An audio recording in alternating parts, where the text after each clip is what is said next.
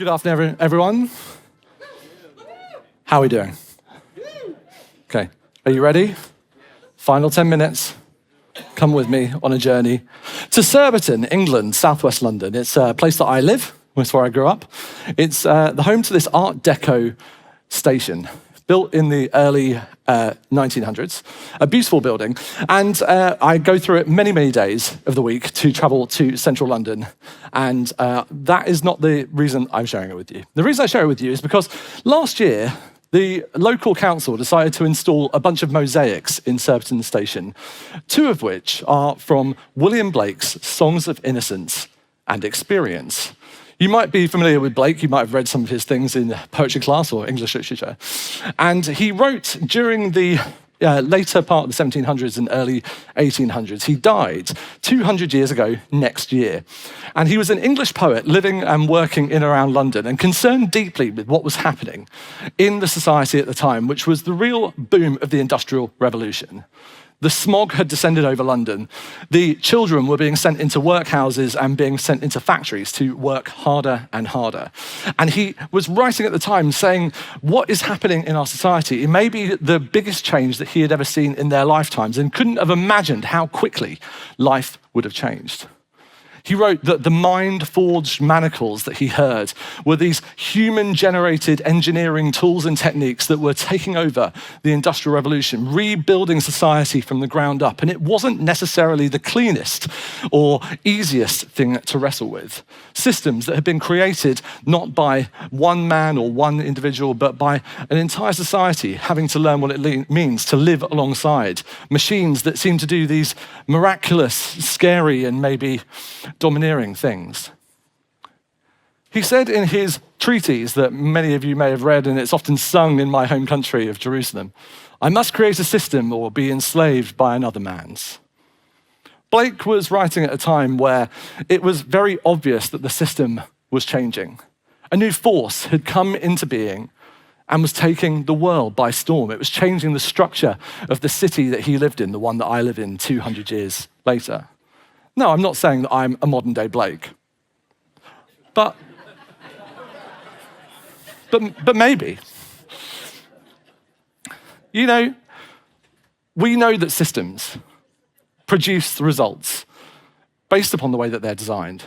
Charlie Munger, the great advisor to Warren Buffett, the hedge fund manager, says that if you show me the incentive, I will show you the outcome of the system. All systems, the ones that we live in and with and through, are determined by the incentives that they are designed upon. And I think we need a new form of systems thinking, a new approach to thinking through the systems that we have to live alongside.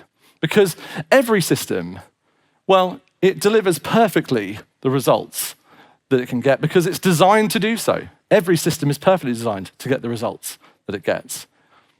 And we've seen what happens when systems with false incentives give us results that we have to wrestle with.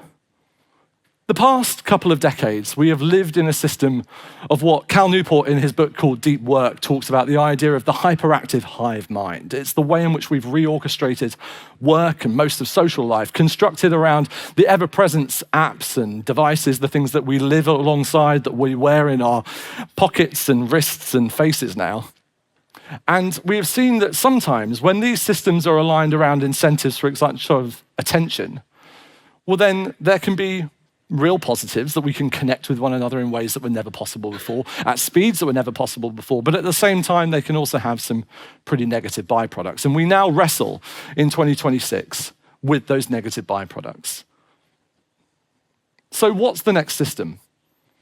As we look down into the world of AI, as we have done over the past few days, we see a new set of systems that we learn to live in and amongst. And I think it's really important that as we come to pause at the end of this second day, that we think about what are the incentives?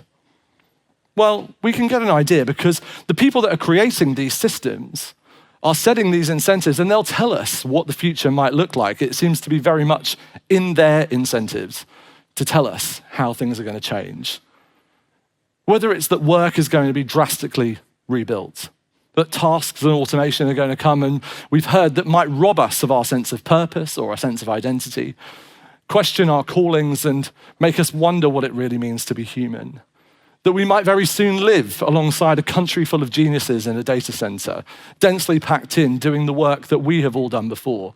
Systems that have been so designed that they might even be so dangerous that they can't be released to the public, like the ones launched even this week that might undo all of the cybersecurity we have learned to live alongside. Friends, I think our calling is to build a better system. You've heard the words human flourishing. It seems to have entered our parlance. It's come into our language, both inside and outside of the church. It has a very deep rooting, comes from the Aristotelian phrase of eudaimonia. Aristotle, when he talked about this idea, it was really to catalyze what is human flourishing. What does it mean for us as humans to flourish? It was to have what might be known as the good life. But surely a good life is, in a subjective way, very hard to define, and it's not always the end objective, of course. I think we should design systems that where the incentive is goodness, for sure, where human flourishing maybe is the end goal. But we know that at the moment, the system that we are designing feels like we're designing a whole new form of people, not for the people. We must build AI for people, not to be a person, as Mustafa says here. Well, why is that?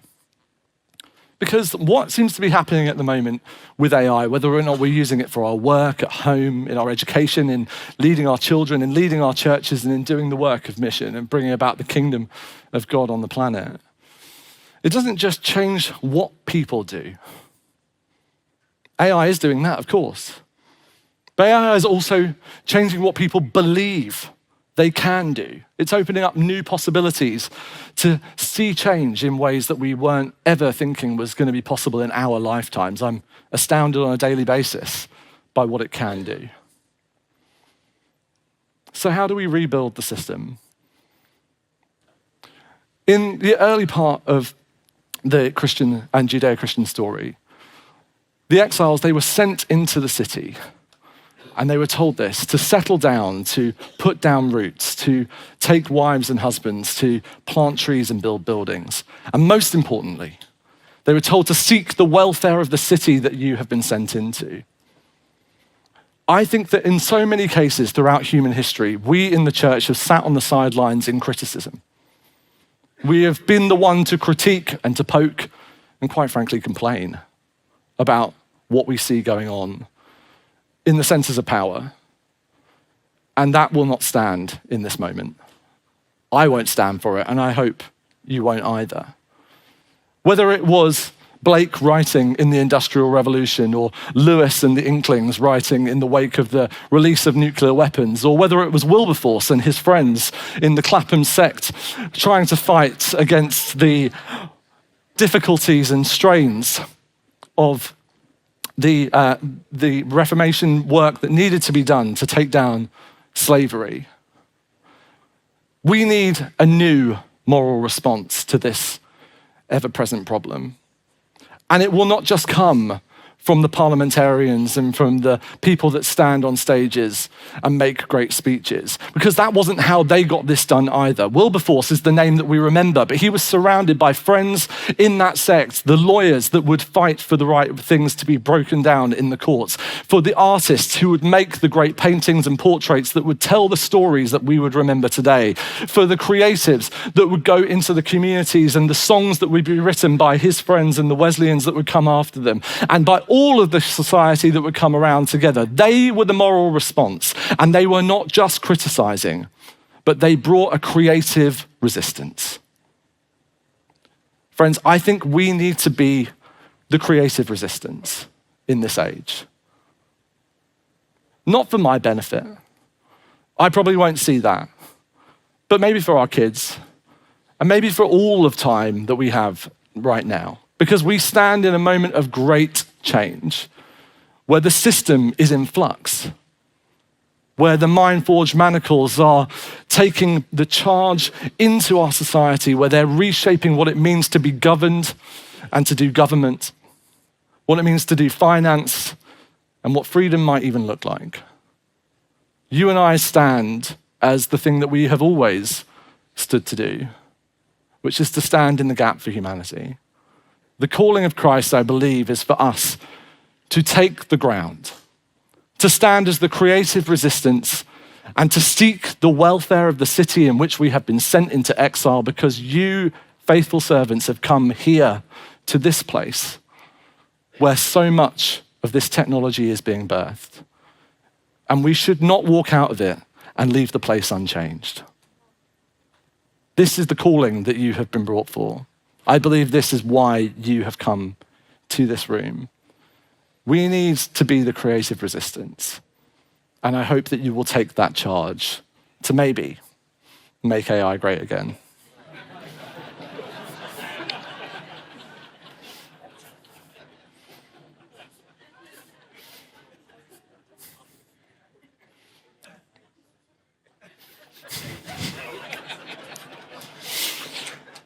That's all I got.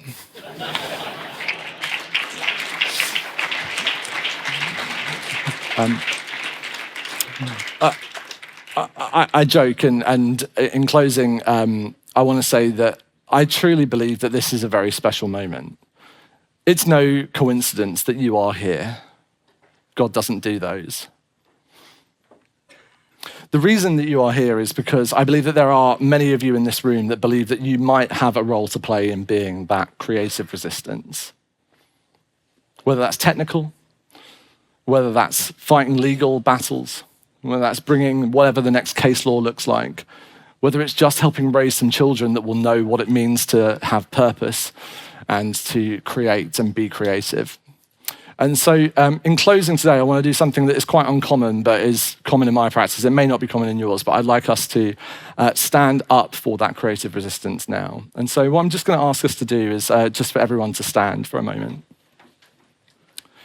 And I just invite you to close your eyes. And we're just going to invite the Holy Spirit to come. And as we do, I believe that there are many of you that are already feeling this and have been experiencing it for the past couple of days that whilst you're here, that there might be a few of you, though, that you believe specifically in this moment that God might be calling you to do something new, to stand into this creative resistance. And if that's you, I'd just like, in the privacy of all of us being stood up with our eyes closed, just if that's you, just to raise a hand just so that we can see you. Thank you. Thank you. Just keep those hands raised. And if you're comfortable to be prayed for just in this moment, would you just, if you've raised your hands, would you just raise both hands out in front of you like you're receiving a gift? There's nothing magic about this, there's nothing special about it. It's just a way of saying to God that I am open, I'm here, and I'm listening. And we're just going to ask the Spirit to fall in this place. Come, Holy Spirit. Come, Holy Spirit. Thank you for these faithful servants who have come to seek the prosperity and the joy of the city, who will stand in the gap, who will be the creative resistance.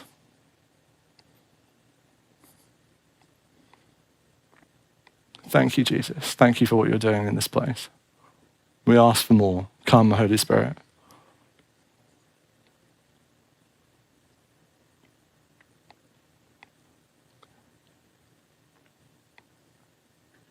And just in this few moments of pause, Father, I ask that you would just bless every person that is under my voice this evening with fresh revelation of what they are called to do in this space.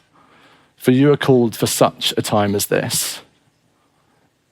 I believe that this is a Joshua generation, that you have been called in the wake of a great passing over of a great commission to be bold and very courageous. Be bold and very courageous. Be bold and very courageous. God says it 3 times to him when he asked him what to do as he took over the mantle from Moses. That's my encouragement to you, that you will be bold. You have already been so for being here. And we pray for courage. Lord, we ask for courage. Would you come?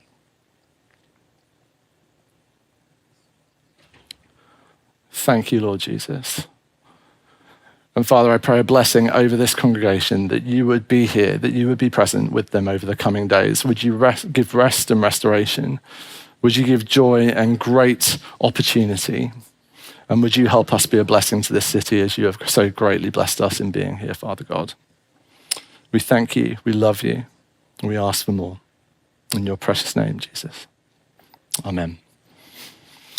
Thank you so much. Thank you for being here. I'm going to hand it over back to Mark.